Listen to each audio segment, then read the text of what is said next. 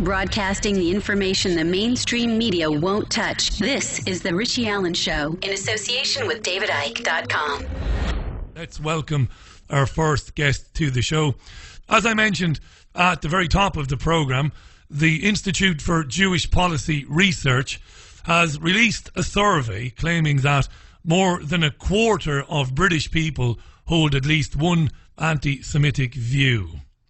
This was a study of attitudes towards Jewish people and towards Israel.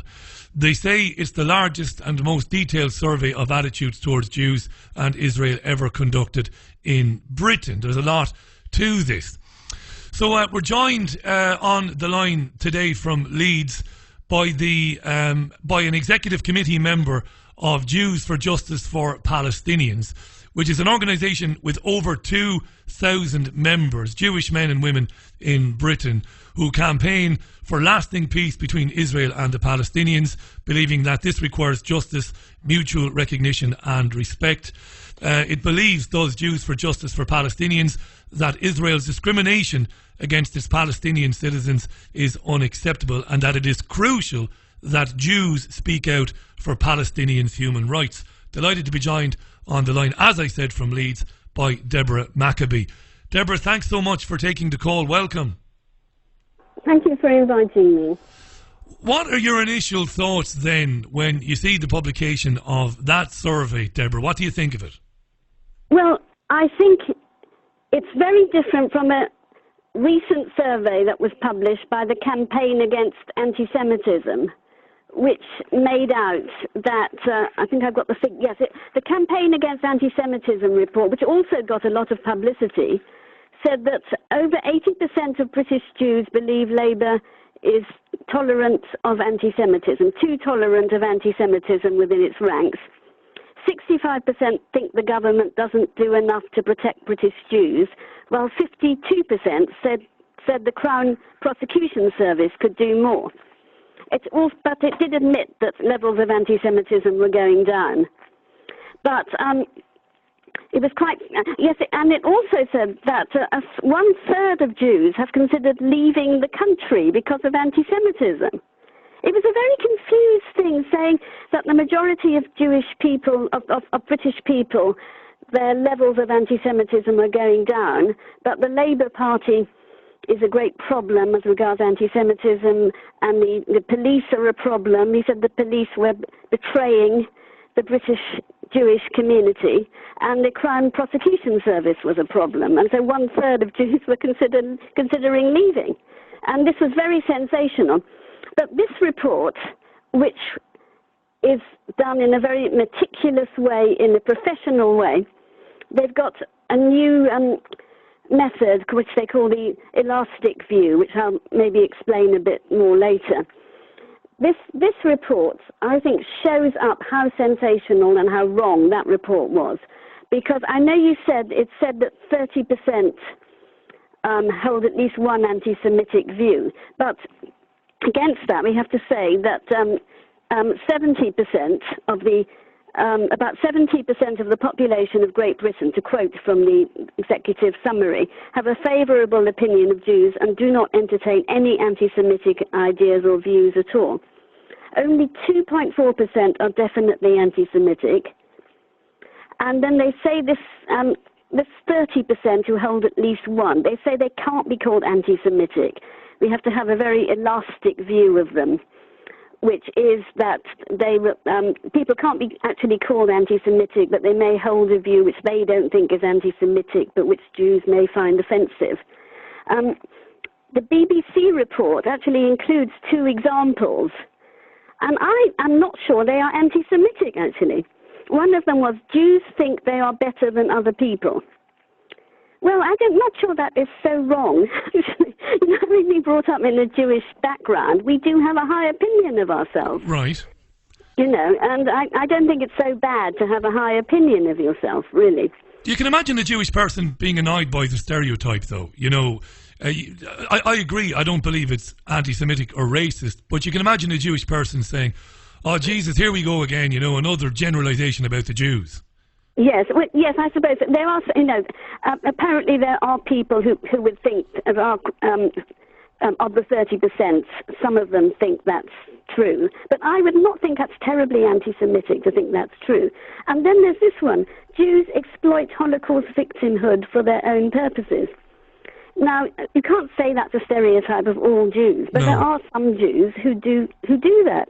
And Norman Finkelstein, who's been on this program many times, he wrote a whole book about that, the Holocaust industry. Absolutely right. Now, again, you're right, it doesn't stereotype Jews, but if you were to be at a gathering, I don't know, a concert or something, and you've got people from all backgrounds and faiths, and you made that statement, Jews exploit the Holocaust. There might be Jews in the audience who say, what do you mean, me? I don't exploit the Holocaust. I go about my daily business. I work, I raise a family. I don't exploit the Holocaust. Do those people who talk about Holocaust exploitation need to be a bit more specific when they speak about that? Well, yes, I think they do have to say that there are some Jews who do it, certainly not that all Jews. But I do think also the Jews who do it, the ones who have been exposed by Norman Finkelstein, they need to think of the effect of their actions upon Jews in general, how they reflect on Jews in general. And I think Israel, calling itself the Jewish state, needs to think about the effect of its atrocities, which inevitably reflect upon Jews in general. I want to talk to you in a second about the campaign against anti-Semitism, because I know you know a lot about them, and I'm very interested in them. They've been invited on this programme on several occasions. They've been promised the utmost courtesy. I've invited them to come on and, talk about what it is they claim to be anti-Semitic and to kind of thrash out the claims they make, but they haven't. I want to talk about them. But before we do that, Deborah, there are 2,000 Jewish men and women who are members of your organisation, and I must give the website, by the way, it's jfjfp.com, jfjfp.com, that's Jews for Justice for Palestinians. Deborah, what sort of experiences, you're a Jewish lady yourself, what sort of experiences do your friends, do your associates, what are your experiences of anti-Semitism? Do you experience it? Do Jewish people whom you know, do they come across hatred? Is it a regular thing? Tell us about that. I certainly have not experienced anti-Semitism. In fact, the only anti-Semitic incident I can think of at all is when I was caring for my mother, who was 88 and just come out of hospital, and it turned out that she'd been inadvertently ringing someone's mobile phone at 3 a.m. because she got it mixed up with my brother's phone number because he was looking after her at night. And he left a message on, he cracked after, I think, several weeks of this had happened, and he just cracked. And he left a message saying, I better not repeat his language. Is it okay to repeat his language? Yeah, repeat the language. Yeah, we're post-watershed here. Go ahead. Yes. Okay. He said, "You fucking prick, you fucking Jewish prick. I know where you live, and I'm going to come round and twist your head off." Jesus. But I ended up reporting that to the police, and it got listed as a anti-Semitic incident in Leeds. But thinking about it later, I think he had Googled my mother's phone number and it had come up that we were Jewish. But I think if he'd Googled it and it had come up that we were Irish, he'd probably have said, "You fucking Irish you stupid prick." Paddy, you stupid Paddy bastard, yeah, or something like that. Him awake at 3 a.m. Fair enough, yeah, I've often said that. You do say the thing that you think hurts most when you've been annoyed. Maybe he wasn't being racist, just stupid. So who are... We know that, I mean, I mentioned today, I work with a couple of Jewish men here in North Manchester. They're well known. They're lovely men. I'm not just saying that because they're Jewish. They are lovely men. And I've asked them if they experienced anti-Semitism or anti-Jewish attitudes, and they've said no. They've said that when people, kick off about the crimes of the State of Israel, they do that because they despise the crimes of the State of Israel, but they never try to blame, the North Manchester Jewish community for that. So I want to ask you, who are the campaign against anti-Semitism, and what is the reason? Why are they trying to create a narrative that suggests that Jews are under attack in the UK when Jews are not? Who are they, and why are they doing this? Well, the question of who are they is an interesting question because no one really knows. They organised a rally against anti-Semitism at the end of August 2014. This was soon after Israel's attack on Gaza, Operation Protective Edge, and that's when they emerged. And a lot of the Jewish organizations attended this rally, but there was an interesting blog in the Times of Israel saying, I don't know why the organizations are rushing to attend this rally. We don't know who these people are. No one knows anything about them. And that is the general feeling about them. They kind of emerged from nowhere just after during Operation Protective Edge.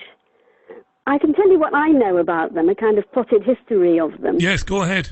Yeah, well, I first encountered them when I went to a meeting held by the Board of Deputies during Operation Protective Edge, because they had held a rally, a solidarity rally in support of Israel, an Israel solidarity rally. Wow. Can you imagine? And they only got 1,500 people.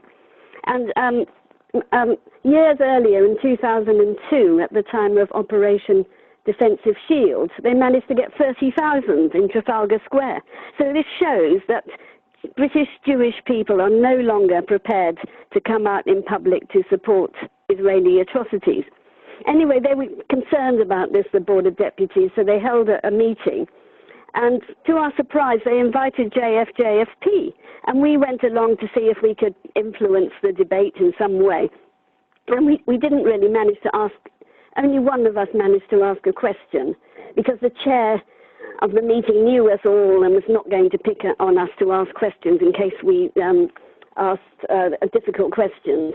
But then we realized that there was actually, they managed to stop the left asking awkward questions, but there was a rebellion from the right. And there were right-wingers, extreme right-wingers, getting up. One got up and said, why are we not being led by the Board of Deputies? And everyone cheered. And then a woman called Mandy Blumenthal got up and said that she'd been to Bradford, where George Galloway had said it was an Israel-free zone, and she'd gone there and brandished her Israeli passports because she has joint British-Israeli citizenship. And she said she rang up the Board of Deputies to ask for support, and they didn't give her any support. And she got a standing ovation. And the meeting was getting more and more angry against the Board of Deputies and against the Jewish establishment. And they were getting absolutely overwhelmed by this because they didn't expect it. And Deborah, can I close the meeting? Can I jump in there just briefly? Mandy Blumenthal was on Sky News a couple of weekends ago. They did a big report about anti-Semitism. It was typical of Sky. It was completely slanted, rubbish journalism, really. And Mandy Blumenthal was interviewed briefly in a cafe in London, and she said she was going to leave the country.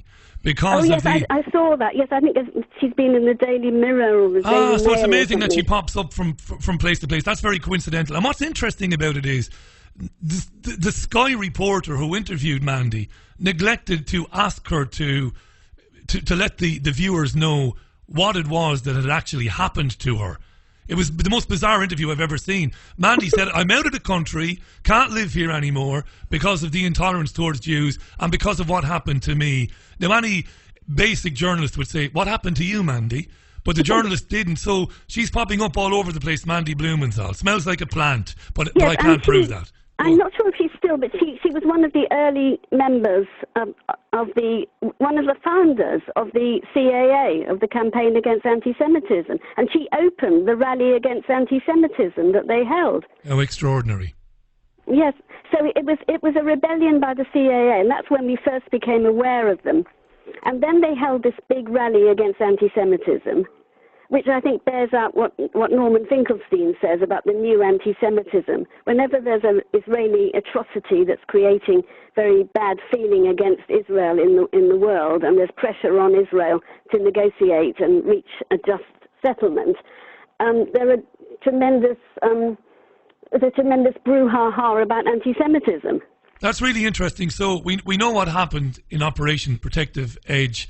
A couple of thousand more, of course, Palestinians were murdered, hundreds of children.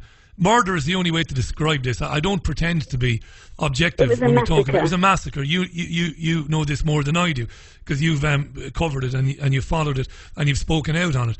And this group pops up around about the time this is going on. That's an extraordinary coincidence. And as you said, because every Jewish man and woman that I know in the country, I've emailed them, I've rung them to say, what do you know about these people, Gideon Falter and these people? And the answer always comes back, we don't know anything about them. And sometimes the answer comes back, they don't represent me, Richie. They don't represent me or any other Jewish man or woman I know. So you think no, this group...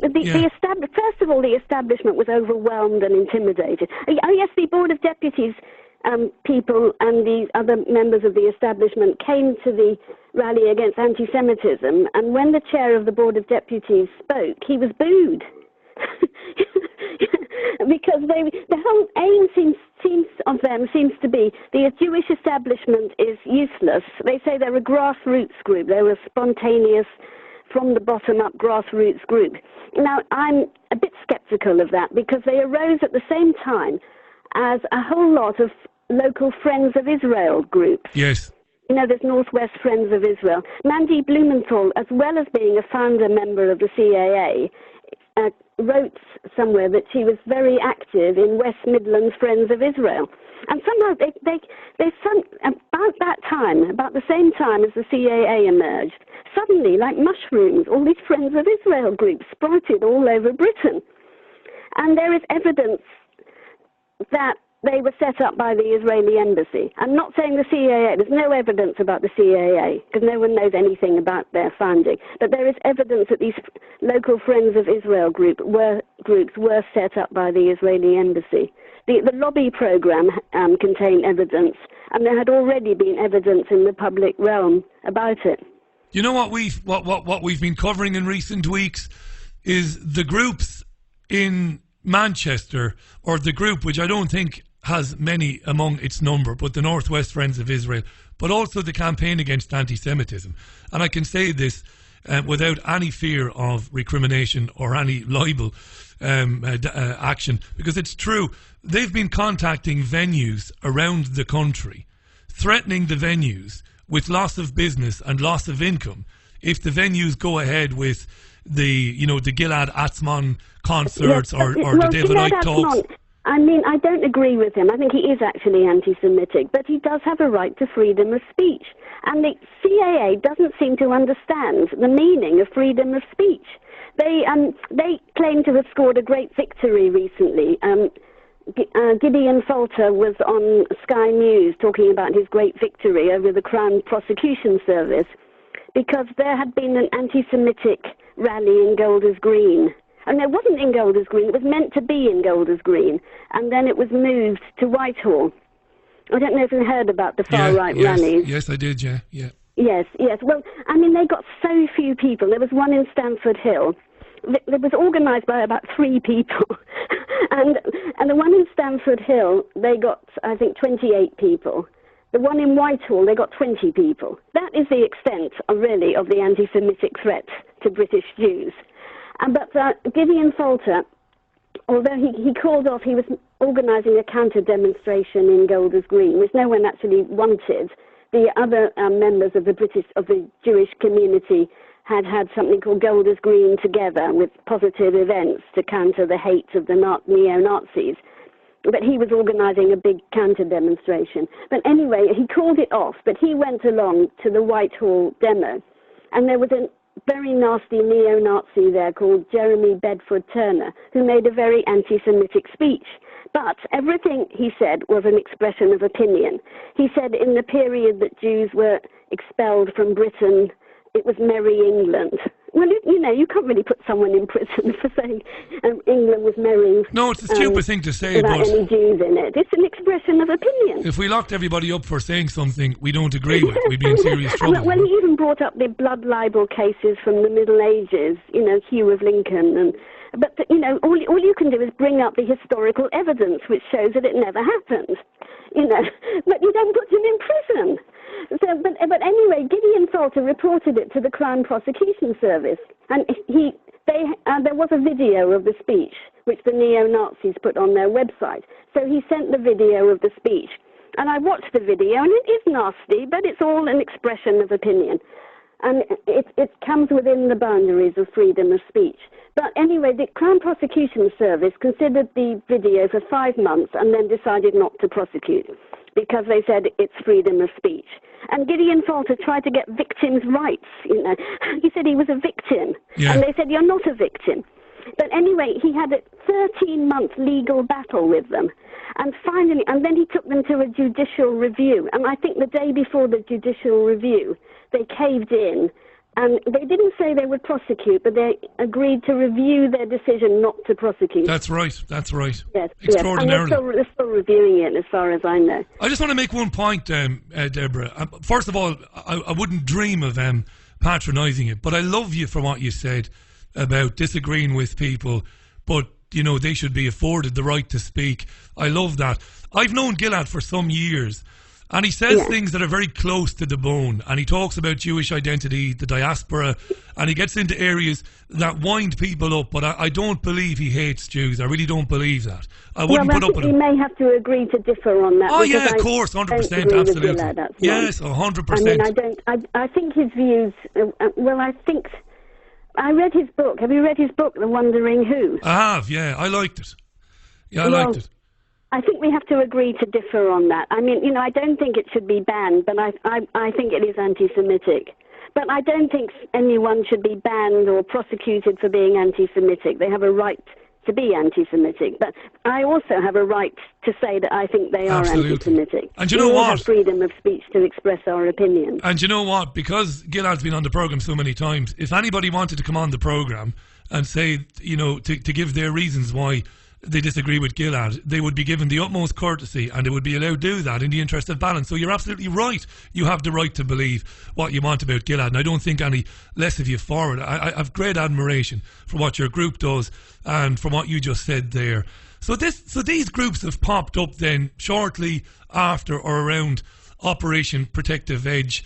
They may be controlled by Zionists in Israel. They may be, they may not be.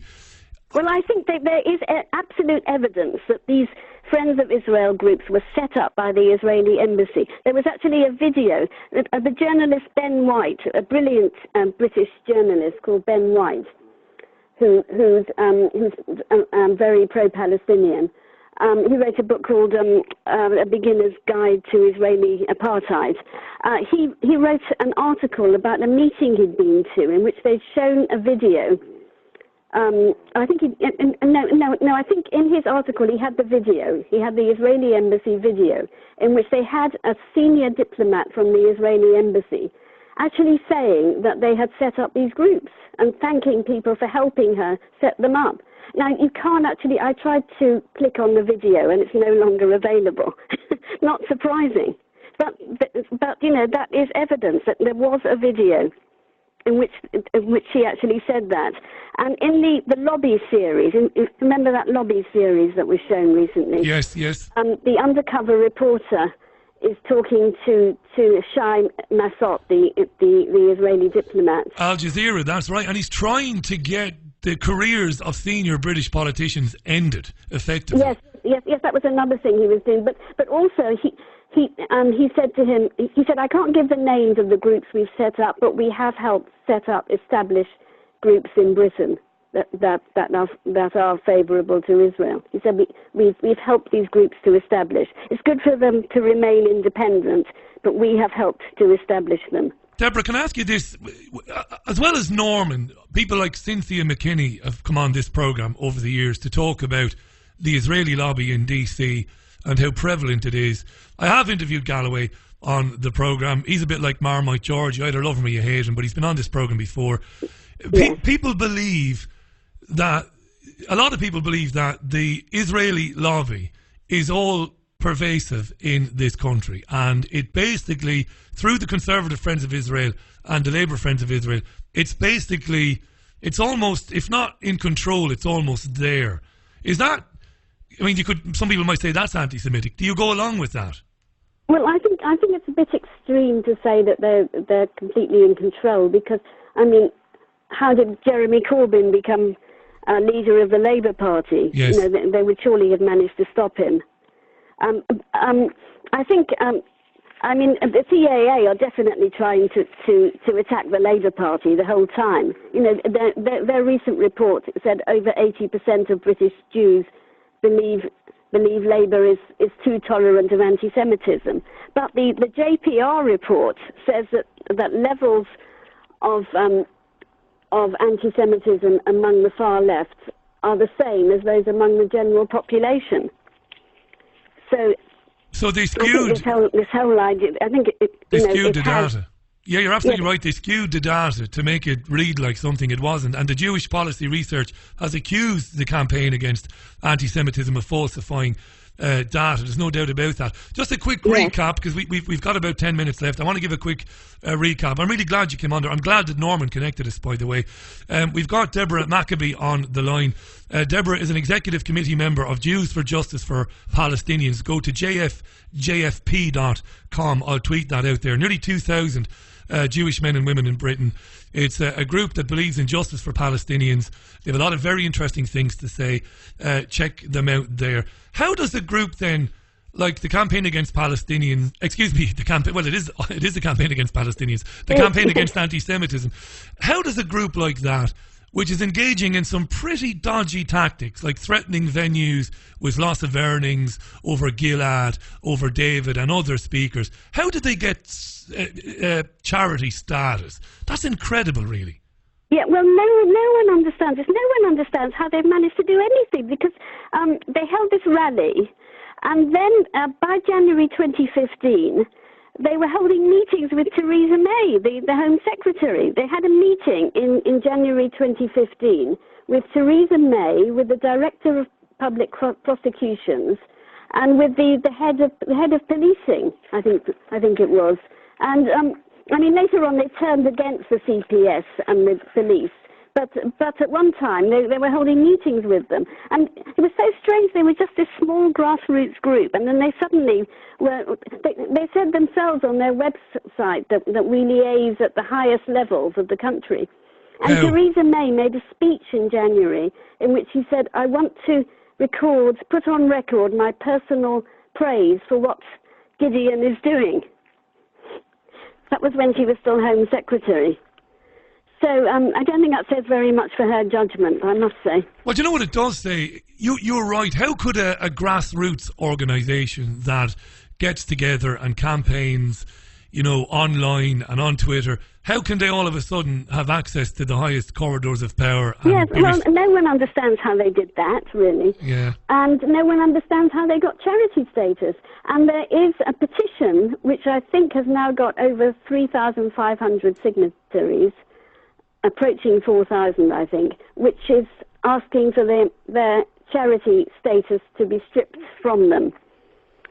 The Charity Commission was supposed to be reporting on this, but they still haven't done so. We don't quite know what's happening about that.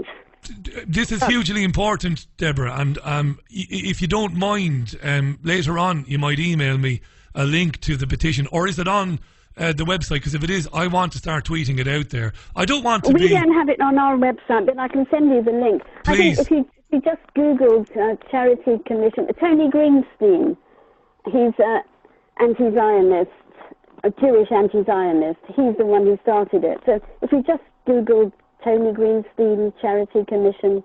But anyway, I'll send you the link. That's terrific, Deborah. It's hugely important, that, because they're not conducting themselves in any manner that you would associate with any charity. No, they are political. They are a campaigning political organisation, and British charities are not supposed to be political. No, and they're representing a foreign power. And do you know what? I just have a couple of quick questions before we do run out of time. And again, I do mean it. I'm so glad that you joined us today. Is there a question to be asked of politicians right across the political spectrum, Lib Dems, Labour? They really shouldn't be members of groups like Friends of Israel groups. So they shouldn't. Their allegiance should be to the people of the UK, and that includes UK Jews, UK Catholics, Church of England. They shouldn't be members of these groups, right? Yeah, I think there is a question to be asked. I think it is worrying. Yes, and Labour Friends of Israel. Ed Miliband was the first. I think he was the first Labour leader who was not a member. I think he decided not to be a member. I wonder. I'm not entirely sure about that, but I think he did decide against it. But Gordon Brown was a member, and Tony Blair was a member, and of course in the Conservative Party they all seem to be members. Can I ask you a question, it is Deborah? worrying and needs to be looked into. Of course it does. Can I ask you a question? Do you think Jeremy Corbyn, now Jeremy's brother Piers is a regular guest on this programme, and I interviewed Piers, and I did ask him some months ago about Ken Livingstone. Did Labour throw Ken Livingstone under a bus a bit? I know that UK Jewish folks, I know they've got very divisive opinions about Red Ken. But do you think that Labour maybe should have stood by Livingstone? Well, I'm not sure about that, because I don't personally think what he said was anti-Semitic, but I think it was pretty idiotic. And so I can understand why the Labour leadership was pretty angry with him about it, because it did gratuitously offend the Jewish community, and I don't see any point in doing that. But what he said really. was There are true, people who just seem to want to get publicity for themselves and notoriety, and they say things that are not anti-Semitic, but they're gratuitously offensive. And obviously you're going to offend people anyway, but why go out of your way to offend them? So I'm not a great fan of Ken Livingstone. No, I didn't think you would be. Listen, I can't say I'm a big fan of his either, and that's the truth of it, but I don't think he said anything that was untrue, and I don't think he said anything that Corbyn wouldn't have said, in his backbench days. And, we should have the rights to be offended, but also to offend. So I suppose we'll have to disagree or agree to disagree on that one. Can I ask you this, Deborah? If we don't seriously examine these groups like the Campaign Against Anti-Semitism and these Zionist Friends of Israel from all over the country, the Northwest, the Midland Zionist Friends of Israel, what are the implications for free speech in this country if we don't do something about it? Well, it is worrying. I mean, the Campaign Against Anti-Semitism, in particular, I can just give you a latest example, actually, from the Jewish establishment itself. The chief executive of the JLC, the Jewish Leadership Council, did a weekly video blog about the latest CAA report, and apparently he really attacked it. He attacked it very strongly. And Gideon Falter got very angry and said he had to take it down. And he ended up taking it down. He said but he told the Jewish Chronicle he'd taken it down to avoid community friction. But he said he still stood by everything he had said. And just because he told this to the JC and they reported it, Gideon Falter made another fuss and called on him to resign. Well, I'm glad to report that he hasn't resigned. But, the very fact that they could make them take it down, I still haven't seen that blog. I've been trying to find it on the internet and I can't find it anywhere. These are interesting times, Deborah, because, again, I want to draw attention to what you said earlier on. People should have the right to speak their minds, even if they are wrong. Even if they're demonstrably wrong. Terribly anti-Semitic. They've got a right to say things, yes, unless it's an incitement to violence. And would you go along, because there will, of course, be some Jewish men and women listening to this, and they will say, there's people in the country, and they ask questions about Nazi Germany, and they ask questions about the Holocaust, and Jews find those questions very offensive. Now, I've interviewed some of these people on the programme before, and I've robustly challenged their ideas, but people say, well, you don't go far enough, Richie. A, they shouldn't be allowed on the air, and B, they should be locked up. What do you think when you hear that sort of talk? Well, I don't agree, because it turns them into martyrs. I think they should be allowed to express their views. Well, certainly not be locked up. I mean, even Holocaust deniers, I mean, they have a right to express their views, yes. Deborah, we've sadly just about run out of time. I want to thank you for coming on the programme. Big shout out to Norm for connecting us, by the way. Jews for Justice for Palestinians, JFJFP, is jfjfp.com, is a terrific website. I've been reading it all day today. Bookmark it and find out more about what they do, what they stand for. Nearly 2,000 Jews in Britain make up Jews for Justice for Palestinians. I believe we have laws against incitement to hatred. Deborah, I believe you are right. If somebody is encouraging harm against Jews or against anybody else, they need to be dealt with in a court of law. Outside of that, we shouldn't be, groups like the CAA should not be allowed threatened venues. with cancelling concerts. That's borderline criminal. In fact, it's blackmail. And I've said before, these venues should report them to the authorities. Yes, I think so. And someone should explain to Gideon Falter the meaning of freedom of speech. He needs to understand that. Deborah, thanks for coming on. You're welcome back anytime. I really appreciate your time this evening. Thank you. I enjoyed it very much. It was wonderful to have you on. Thanks a lot. That was the lovely Deborah Maccoby. She's an executive committee member of Jews for Justice for Palestinians. That's jfp.com. She's a Jewish lady, very, very educated lady, talking to us on the line from Leeds tonight. No doubt we'll be revisiting this story again in the very near future. Big shout out to Big Norm Finkelstein, my mate in New York, who, when I asked him about covering this, he said, you should get Deborah on.